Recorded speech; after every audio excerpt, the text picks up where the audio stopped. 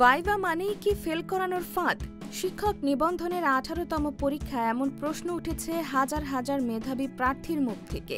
লিখিত পরীক্ষায় উত্তীর্ণ হলেও ভাইভায় পাশ করতে না পারায় অনেকে হতাশ ও ক্ষুব্ধ। যেখানে আগের পরীক্ষাগুলোতে ভাইভা ছিল কেবল কাগজপত্র যাচাইয়ের সহজ আনুষ্ঠানিকতা, এবার তা যেন পরিণত হয়েছে বাদ দেওয়ার হাতিয়ারে।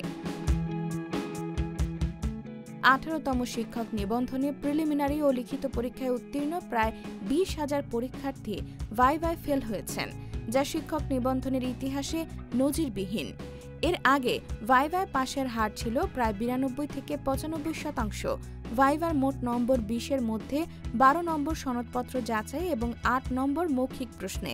অনেকে সনদে পূর্ণ নম্বর পেলেও মৌখিক অংশে 40% নম্বর না পেয়ে ফেল হয়েছেন। একই বিষয়ের ভিন্ন ভিন্ন বোর্ডে পার্থক্য চোখে পড়ে।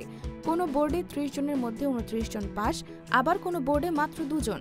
বোর্ডভেদে প্রশ্ন ও নম্বরায়নে অসঙ্গতি রয়েছে। এমনকি আগের পরীক্ষায় ভাইভায় উত্তীর্ণ ও চাকরি পাওয়া অনেকেই এবার অনুত্তীর্ণ হয়েছেন। যদিও এনটিআরসি এর নিয়মে ভাইভার 2 অংশে আলাদা আলাদা 40% নম্বর পাওয়ার শর্ত নেই। অনেক প্রার্থী অভিযোগ করেছেন তারা 10 থেকে 15টি প্রশ্নের সঠিক উত্তর দিয়েও ভাইভায় ফেল হয়েছেন। আর কিছু ক্ষেত্রে ভাইভায় শুধু কাগজপত্র যাচাই করে সহজেই উত্তীর্ণ করা হয়েছে। এতে বোর্ড সদস্যদের খামখেয়ালি ও বিচার বৈষম্যের আশঙ্কা প্রবল হয়েছে।